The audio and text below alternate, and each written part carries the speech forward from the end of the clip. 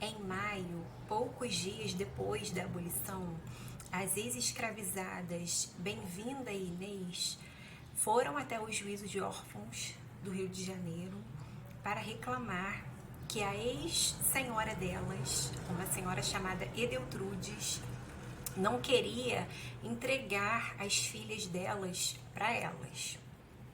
E aí, o que aconteceu? A dona Edeltrudes, chama dona, né? Porque imagino que ela deva se encher disso, onde ela estiver. Ela assinou um contrato de tutela, um processo de tutela pelas meninas. E aí, a alegação dela era que as mães, a Bem-vinda e a Inês, não tinham condições de cuidar das meninas, né? Ela dizia que elas moravam num cortiço, que elas eram embriagadas, que elas não tinham, que elas não eram casadas. Todos esses adjetivos, eles eram muito comuns na época para retratar as pessoas que haviam vivido em cativeiro, né? Para as pessoas que haviam sido escravizadas.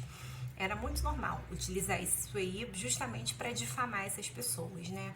E aí essas pessoas elas eram colocadas numa categoria social chamada de classes perigosas, né? Porque elas transitavam por esses lugares, né? Da pobreza, tá bom?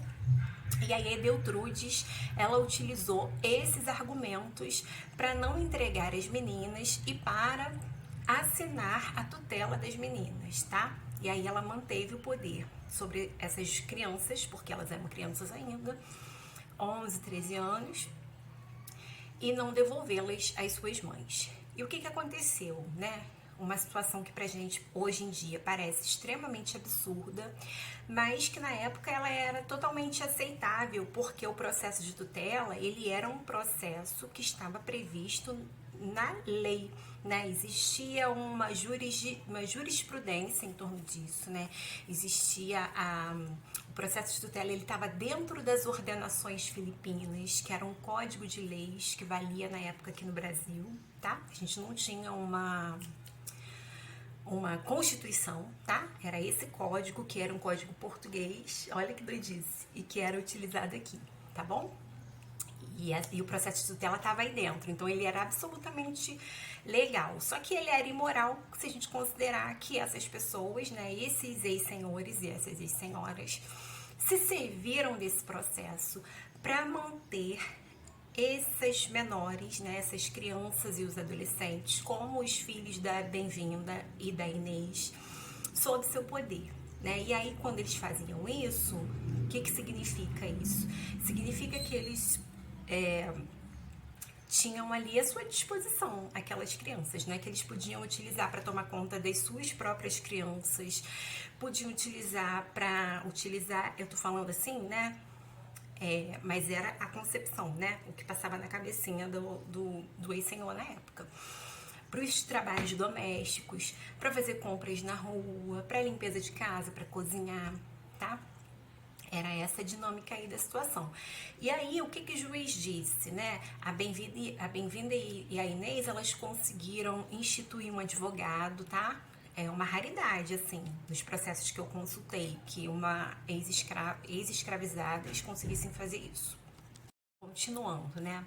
Parei aqui na Edeltrudes, no juiz, né? Elas conseguiram, a Edeltrudes e a Inês, elas conseguiram instituir um advogado para defendê-las. E aí esse advogado falou que elas tinham condições de pagar o aluguel da casa delas, que elas trabalhavam, né, como em serviços de portas adentro. O que significava isso? Que elas eram trabalhadoras do âmbito doméstico, né? E eram honestas, tá? Ele enfatizou bastante isso, que elas eram honestas, porque a Edeltrudes, ela utilizou esse argumento, que elas eram desonestas, falou que elas já tinham passagem pela polícia, e aqui é bem provável, é possível que realmente elas tivessem passagem pela polícia, que não está ligado à questão de elas terem realmente cometido um crime ou não. É porque para essa figura da mulher liberta, do homem liberto, nesse momento histórico, né, quer dizer, em todo momento em que houve escravidão e no pós-abolição, era muito comum mesmo, sabe? Você prender uma pessoa negra, né? Prender aquela pessoa negra em função das mais diferentes acusações, sendo aquela pessoa culpada, com culpa no cartório ou não, tá? Isso é racismo estrutural, né, que a gente chama. Porque a gente vê isso, infelizmente, acontecendo até hoje, né? Então, a Edeltrudes, muito espertamente, ela se serviu desses argumentos para justificar a não entrega das meninas às suas mães. E, por sua vez, elas diziam que não, que elas trabalhavam, que elas eram honestas e tá. Só que, o que aconteceu? O que o juiz considerou no final das contas? Qual foi o despacho, né? Ela negou o pedido para as mães, né? As mães queriam que a Edeltrudes entregasse as meninas. E ele negou. E em que ele se baseou para negar esse pedido?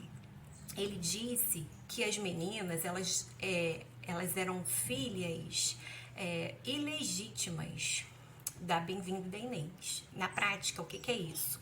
Elas eram fruto de relações que não tinham passado ali debaixo da coberta da regulamentação da igreja, sabe?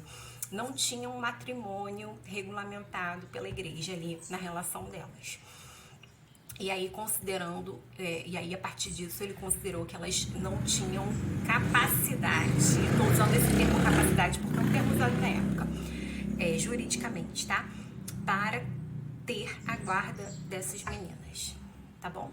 E aí a gente pensa, né? Eu tô falando tanto em racismo estrutural para me referir ao livro, né? Essa história aí é uma das histórias. Falei.